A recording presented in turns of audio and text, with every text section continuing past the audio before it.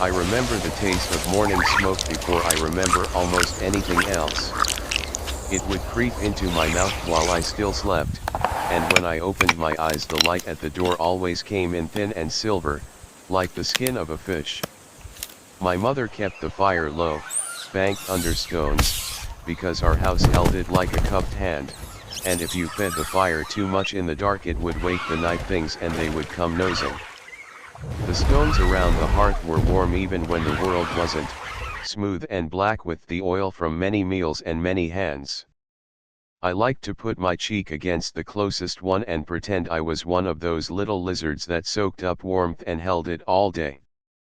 Our house was not only ours. I mean, it was where my mother and my grandmother and my baby sister and I slept, and it's where my mother dried meat on cords and kept baskets stacked in neat towers, but the house was also where stories lived.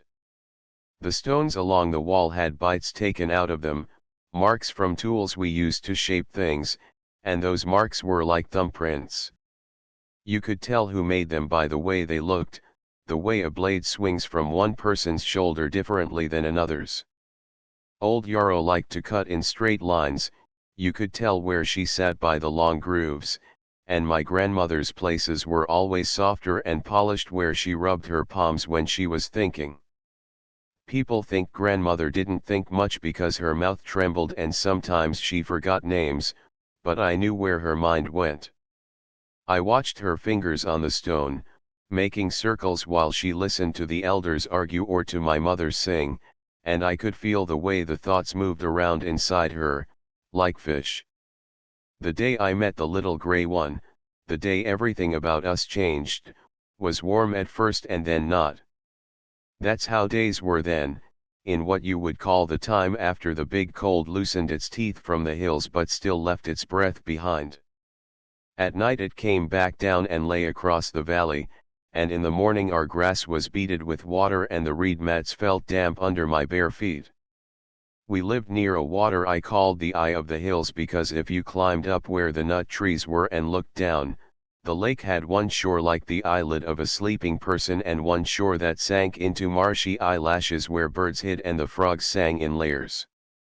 If I had been old enough to speak the names the traders used, I might have called it Hewley, or I might have not called it anything and just held its shape in my head like a bowl. I was 9 reigns old then, maybe 10. We did not count years the way my mother counted seeds in her lap, one by one until the pile on one side got big and the pile on the other got small. We counted by big things that came and went, the sickles of bright stone that needed new teeth, the time when the little baths of water burst into bloom and the bees forgot where to land, the visits from cousins who lived nearer to the salt water where the air tasted like tears. I was old enough to be useful the way boys are useful, which meant you fetched, and you watched, and you learned the difference between being quiet because you were sulking and being quiet because you were hunting. I woke early because the night had been loud. Wolves are never quiet when they teach their pups to sing. Their voices go up and down like smoke, thin in one rope and thick in another, and sometimes the old wolves do not sing at all but leave the sounds to the young ones who get so excited they stumble over each other in the music. That night the music came close, and the hair along my arms stood up. I could hear feet in the brush near our dumping place where my mother threw bones after picking them clean, and I smelled the musky, sweet rot we had stopped smelling because it had always been there, but the night wind picked it up and fed it into my nose until I could not ignore it. I lay and listened and learned the pattern, because even when you are afraid the mind learns. When the light slipped into the house and my mother stretched and yawned and my baby sister popped her fingers into her mouth like berries, the wolves were gone. My mother said nothing, because singing in the night is not our business unless it comes scratching at our door. She tucked her hair under a woven band around her head and stepped outside with the old grinding stone she wouldn't leave in the open. She always said ground seeds smelled like the inside of a kiss and the smell would call to anyone who was hungry, and not only people. Grandmother grunted herself awake and mumbled a song that had no words, just little ups and downs you couldn't hear unless you slept next to her. I slid out with my fire stick and my eyes and my hunger, and the morning burned white around the edge of everything. On my way to the water for a drink I saw where the night had happened. The ground near the refuse place was chewed into circles, in and out patterns of paws and claws and nervous digging. There were little marks like scribbles where tails had flicked and snouts had nudged, and I could see where one of the younger animals had scraped its belly and left a tuft of fur pale as ash on the thorn. I spun around the marks, sniffing like the wolves do when they draw a map with their noses. The smell was sweet and old and something else too, something like the time my mother had made a paste from tree sap and crushed bone and it had smoked in the fire, sticky and sharp. When I knelt to pick up the tuft of fur the thorn pricked my finger and a dot of blood rose like a berry. I sucked it and looked toward the trees. My feet can be quiet. I had learned that early. I placed them where the ground held, stepping on the flat parts and not the loose chips of stone, keeping to the places where the green was thick instead of where the dry leaves would whisper. It is better to be a fox than a bear when you want to see something before it sees you.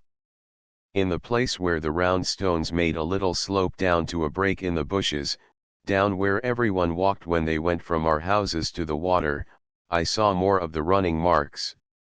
They led past a stain of black where we had once burned the old reeds and only the ash remained soft, and then up into the low pines where the shade was like being under a hide. There I could hear the creek talking to itself over rocks, and the smell of wet thickened the air. At the bend in the creek the wolves had made a den. It was not much even for wolves, which surprised me because they are careful. Maybe they had been traveling and just needed a shelter for a short time. The hole in the bank was shallow, and the tracks around it were careless. There were too many small prints, too close to the entrance. The mud at the lip of the shallow den was scored into gullies from paws slipping. And there was another smell, a new sharpness that said a leaf had broken or a thorn had pierced something that could bleed. I lay on my belly and put my ear to the ground, because my grandmother says the earth keeps secrets but will tell them to you if you lie against her like a child. At first, nothing. Then a scrabble, then a high wheeze the size of a dragonfly wing. I reached in and the den collapsed. Not the whole bank, just the front of it, a slumping of wet dirt that whispered down onto my forearms and made the creek water splash. In that splash, in the cold striking my skin, something small struck me too, a frantic softness with bones like twigs. I grabbed what I could feel. It fit my hand the way an egg fits a nest, made for holding but likely to split if I didn't hold it exactly right. I pulled it close and rolled away, feet skidding in the mud, and ended up flat on my back with the sky bright and the little thing on my chest. It was covered in gray and cream like smoke and sunlight pressed against each other, and its eyes were closed. The ears were still so small they looked like buttons sewn onto the head by someone learning to stitch. It made the wheeze again and then tried to bark, and the bark was like a hiccup. If I had been silly I would have laughed. Instead I took my shirt off and wrapped the small body against my skin to give it the heat my stones back home held so well. I knew I had gone too far. My mother would look at that bundle and see trouble even if it were wrapped in cedar and garlic. Grandmother would look and see a story. The elders would look and see no difference between the wolves that sang at night and the wolf in my arms, and they would say we did not need a hungry mouth in a hungry time. And we were hungry sometimes. The spring had been good. The women's hands were green from the wild barley tassels they had pulled, and we had a new pile of seed in the storage pit behind our house that smelled like cut grass and dust. My mother and the other women had set tiny bright stones into a deer jaw with glue and made a new sickle, and my mother's hands were tattooed with tiny cuts along the ridges of her fingers from pulling stalks with that tool, and she wore those cuts like boys wore scars on their shins. But you could still feel hunger in the morning if you had not learned to be patient, and I had not learned patience completely then. I did not go straight home. I took the path that led the long way around, up to where the pines thinned into oak and pistachio, and then down the slope behind our houses where the clay was red and slippery during the heavy rains. I stopped at the place where old stones marked the spot an uncle of my grandmother had been buried, a little rise sheltered by a thorn bush. I do not know if the thorn bush knew the uncle or only the place, but it grew well there, and in the shade I made a nest in dry leaves and set the little creature inside to look at it properly. It was not much to look at, if by much you mean beautiful. Pups look like stones with fur if you catch them young enough. This one was more stone than fur, kind of pear-shaped, with legs scrambling for an edge to push against. Its nose was a black drop painted on, and when it opened its mouth to make the hiccup bark again its tongue looked too big for its face. Fleas hopped immediately onto my arms as if they'd been waiting for a ride. I pinched a couple and snapped them and flicked them away, and then I bent my head and breathed on the little face the way I had seen mothers do, so new ones knew the smell that meant here, not there, safe, not safe. I am not ashamed to say I talked to it. I said things like, "There you are then, little one," and, "Don't you make that noise like you're brave," and, "You owe me for the mud on my legs and the bite on my finger," and, "If you don't learn to sleep, we are going to have trouble with my mother." The pup did not answer except to hiccup again, and something sticky came out of its mouth onto my chest, and I swore and reached into the thorns for leaves soft enough to wipe it. I told myself I would bring it back to the den once it slept, or that I would put it near the edge of the bushes and leave so the mother would come, or that I would take it to Elder Arun because he knew about animals the way grandmother knew about plants. That last one had some truth to it, but I did not do any of those things. The truth is the pup fell asleep heavy like a full stomach and smelled like milk that had been forgotten, and my chest under it got warm and I liked that, and I wanted to show it that the sounds in our camp, the clack of stone, the grinding, the splashing, the laughing and not laughing were a kind of singing too, a different pack that might be its pack if it liked us. I told myself all that while I walked, but really my feet walked by themselves, downhill and then across the back of the cooking fire pits, and then I ducked under the reed fringe over our doorway and my mother looked up and saw trouble wrapped inside my shirt. It is not that she shouted. Shouting is a kind of falling, I think, a giving in. My mother did not fall. Her mouth made a line and then a shape like it was going to be a word and then it was not. She put the grinder down, and the sound it made, when stone meets stone, that one, that sound you know is work, it said more than her mouth did. Grandmother was awake, she had tied her hair back with a strip of leather and was untangling a net with her toes while her hands arranged shells on the ground. She laughed, though, a low sound like the water makes when it is hot and you pour it into a dry pot. "Look what the creek has coughed up," she said. "Take that thing back where you found it," my mother said, and her voice was level like the line on the lake on windless days. "Or take it to a run. Or take it anywhere but here. You will like him," I said, and I drew the shirt back from the pup's face and the pup opened its mouth and made that noise like it had been squeezed. My baby sister, who had been asleep with her thumb or a toe in her mouth, sat up and made the same sound, and then laughed. "No," my mother said again. She stood with her hands on her hips and then rubbed her forehead with the heel of her palm the way she did when people were stupid and she had to be smart. "It will call the rest of them. It will chew everything. It will bite.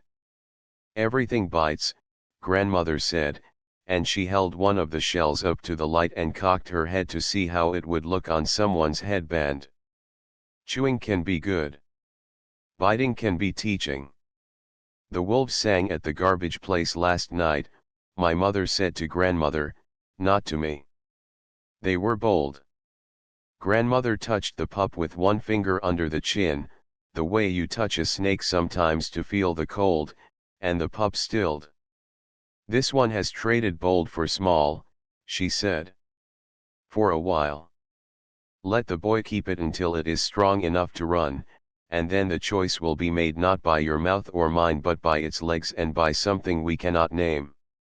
"As if things we cannot name do not live in our bowls and our baskets," my mother murmured. But she didn't push me out of the door. She took the pup from me the way she took hot stones from the fire, quickly and carefully, and held it up to her face. The pup put its mouth against her nose and then opened wide like it wanted to swallow her, which made my baby sister clap, and my mother pressed her lips together until the pressure left the heat in her face and went somewhere else. "Fine," she said finally. "But it sleeps by the door. And if I find one string of my net chewed, I will turn it into a hat." That is what we did. We made a little place for it in the corner with old reed mats and a loop of leather cut from a broken thong. The loop was not to tie it too close but to keep it from wandering so far it forgot the way back while the smells of the world were still too many and too big for it.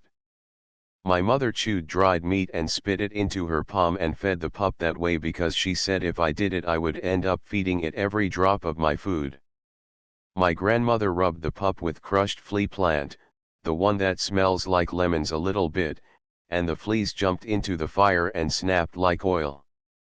My baby sister crawled to the pup and put her face in its fur and then looked at me big-eyed when the fur tickled her nose and sneezed.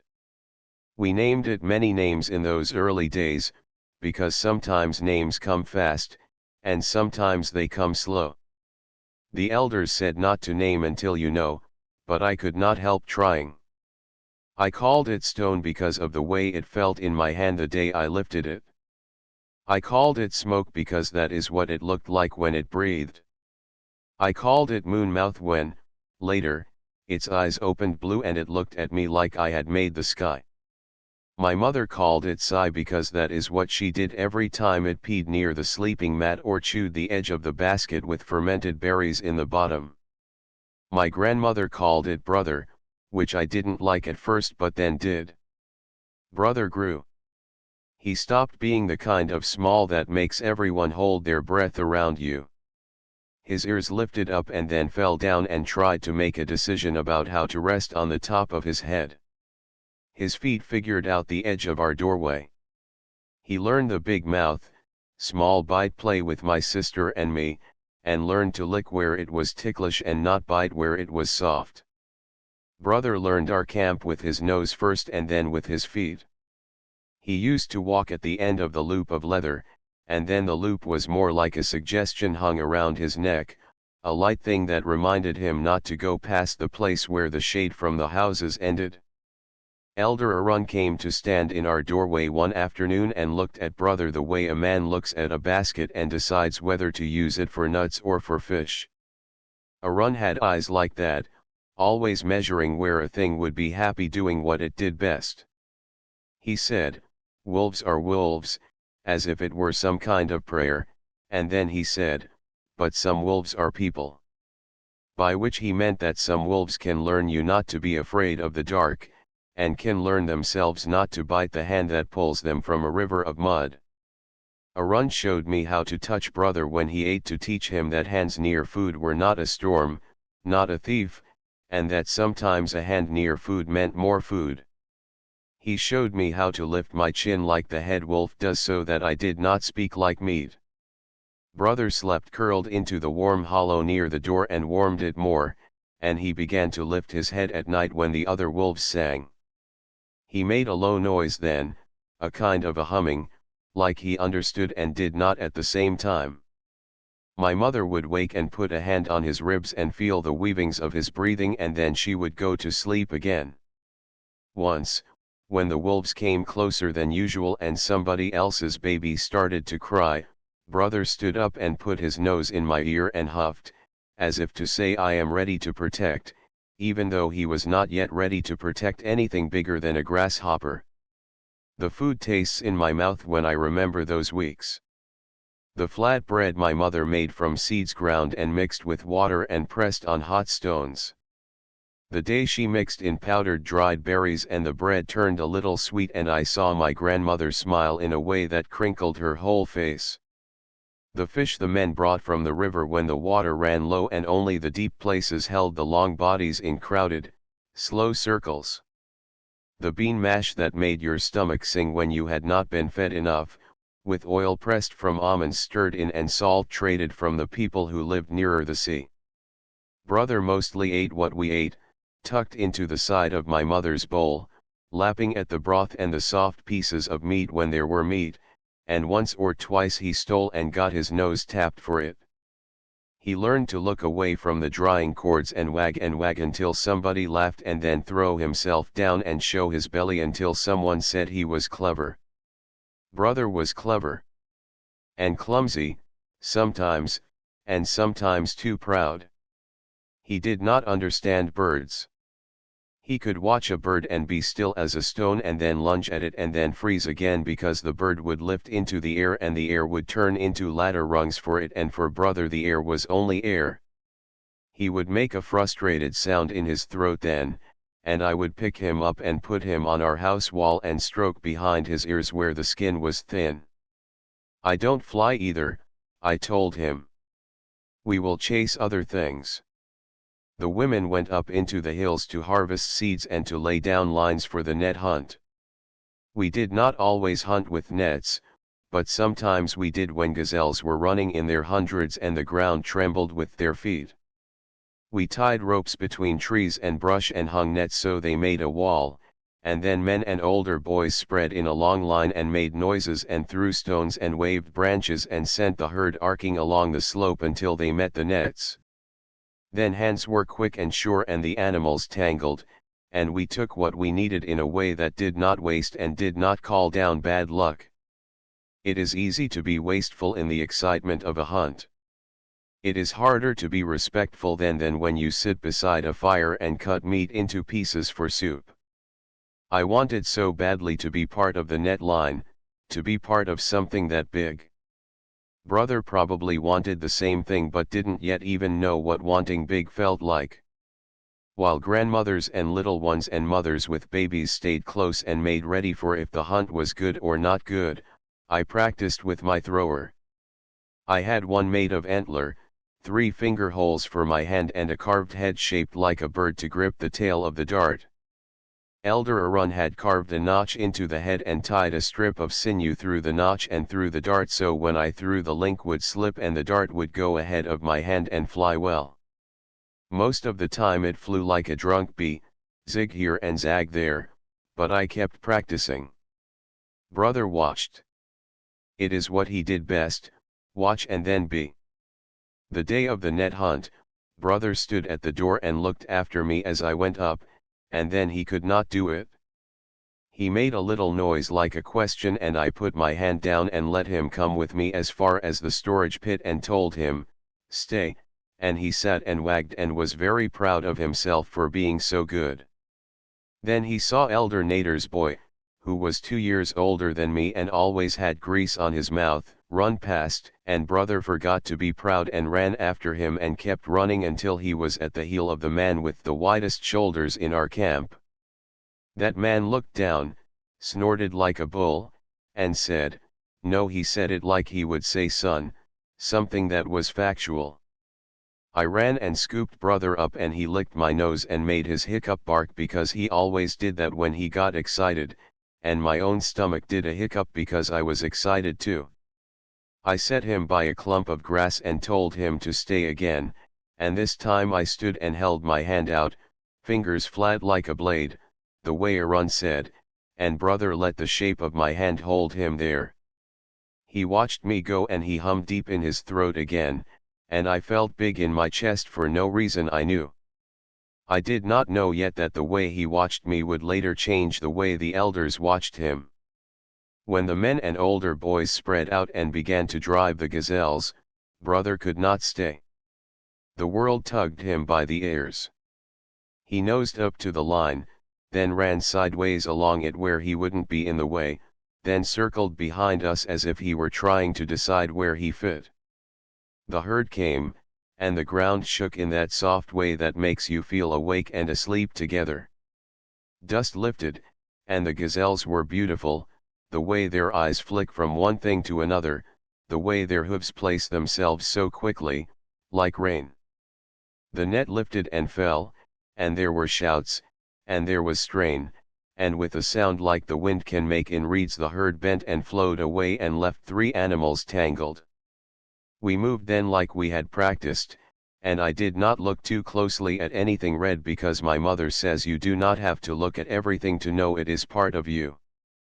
Brother, who had been so close to the line of men, suddenly lifted his nose and barked, not hiccup bark but real, and that bark drew my eyes where they should be always. A hyena had come, mouth wide, running low and sideways, ready to take what was easy.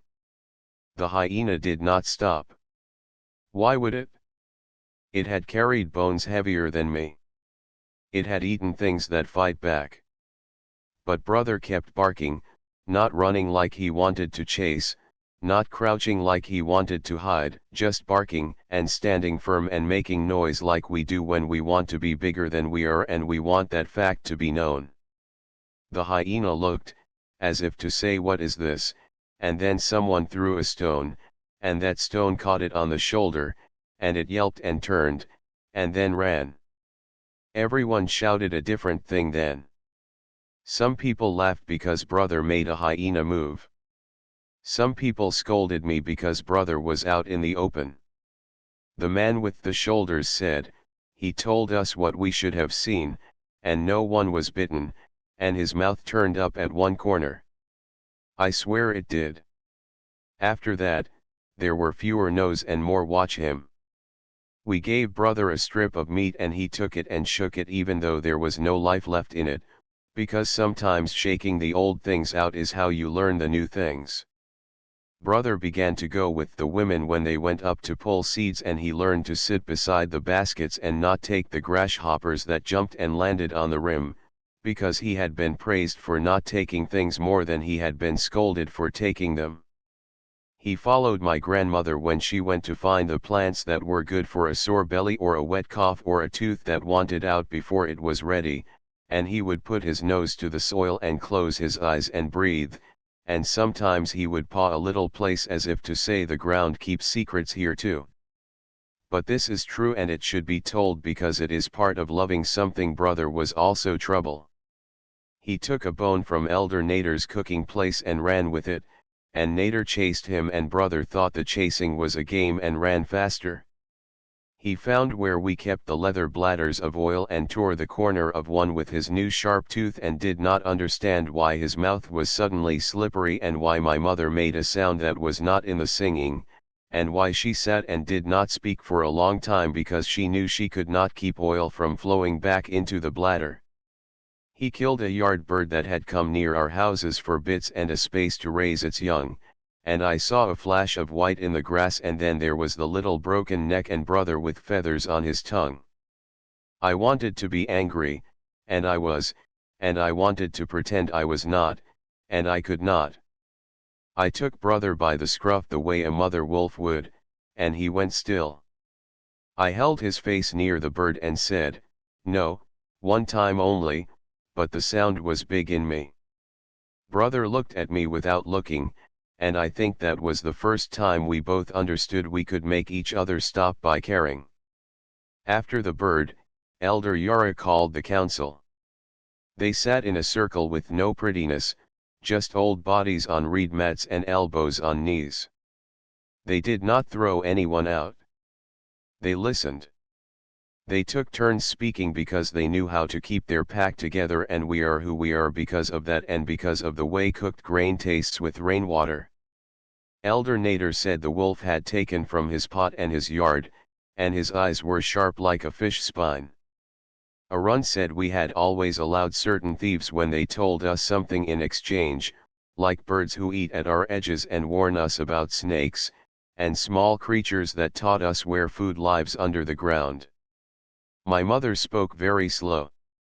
She spoke like she was telling me something she had told me many times, but I still kept forgetting. The thing that makes us not wolves is the thing that might let a wolf be not a wolf, she said. Do you know what I mean?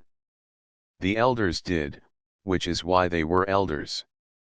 Grandmother said, you cannot see a cord from far away, but if you twist something in your fingers long enough you feel it pull, and that means it was there even before you felt it. The boy and the animal twist something when they put their heads together. I didn't speak. Boys don't talk in the council. But I held brother's collar and felt him lean against my leg, and I felt the way the world had a new shape with the weight at my ankle. If the council had gone another way, I would have kept brother anyway. If they had told me to take him to the creek and open my hand and let him swim to the far bank and go, I would have held my hand like a rock until night burned down. I am not ashamed to say that, because sometimes love is ugly, not just bright. But I am glad I was not asked to be ugly. The elder with the wide shoulders looked at brother and said, he doesn't take more than some boys take, and someone laughed, and the way people breathed changed. The council said brother would stay, but if brother took again from the pot, brother must learn to give. We did not know what that meant yet, but I felt it in my neck like the place where a new tooth is coming. Grandmother got sick after that, when the heat curled itself up inside the days and sank into the nights. It wasn't a big sickness. She did not bleed from her ears or quake with the shivers that make the rope of life fray. She just got tired, and then more tired, until she couldn't stand in the morning and kneel in the afternoon and then walk down to the lake to feel the cool between her toes in the evening. She stayed on the mat with her head on a folded skin and her hands in loose fists like shells. The house was full of smells then, not all of them clean. People came and sat nearby to remind her that her breath was not traveling alone in the dark. Brother understood. He lay at her hip and put his chin on her shins and breathed, and if anyone came in who had anger in them he lifted his head. Grandmother told me a story then about a time when the sky was lower and people could lift their hands and brush its belly. You could catch fish from the sky if you were fast, she said, and they tasted like summer. She said wolves followed people then because where the ground under the sky was flat, people gathered, and where people gathered, food fell, because that is what happens when you hold a thing in your hands, some of it slips away. She said a boy like me dropped a bone and a little wolf that was not a little wolf took it and ran and then turned back and looked, and the boy looked, and a cord that does not have a name threw itself between them and dragged them until they were together. That cord is here now, my grandmother said, and she moved her fingers in the air between my face and brother's face and then she closed her eyes and slept. I put my forehead on brother's side and listened to his ribs making their up and down song, and I understood that what she said was true without knowing anything more than the sound of his body and the smell of home and the weight of morning smoke. After she got better she told me she had dreamed she had been a wolf. Not a whole one. Maybe the foot. She said she ran and then fell over and shook herself and the shaking woke her. When she was strong enough to move to the doorway she sat there in the evening and the light came under her chin and made her look like a picture scratched onto a stone. She praised brother in little sounds when he came to sit next to her, and she asked me to tie a shell on a string and fix it to brother's collar so she would hear him when he moved at night and she could imagine her dream again, not in sleep this time but with her eyes open. Brother started to tell us things. He told us when a snake was in the grain pit by standing over the lid and putting his nose down and then looking up, down, like a person about to say a word. He told us when the men who had gone to the salt water were returning by leaving his sleeping place too early in the day and standing on our house wall with his ears up, looking. He told us when my baby sister was about to put something bad in her mouth by huffing at her and tapping her arm with his paw until she laughed. When the dry wind came and a spark flew from a cooking fire and a little line of flame ran along the ground to our mat stores, he told us by exploding into noise. He sounded too big for his feet and too proud for his whiskers and just right for the space under our roof, and he made my mother turn and he made my grandmother stand, and he made me run, and because of all that we got there before the fire did its weaving and we unrolled the mats and stamped and threw dirt and smeared wet and saved more than we lost. That night my mother put her hand on brother's chest where his fur is soft and said, "You have earned a wish," and brother closed his eyes like his wish was already happening. It was during the fall of seed that Elder Arun said he wanted to bury something.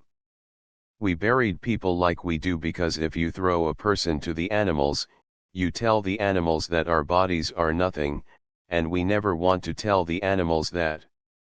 Sometimes we lay people under our floors. Sometimes under a nice thorn bush where the shade is not mean. Arun had a friend, a good woman who laughed with her teeth, who died quietly without taking much air with her. We dug. It is not a big thing to move earth when there are many hands. Brother lay in the shade of my grandmother's knees and watched the way the earth we took out made its own hill.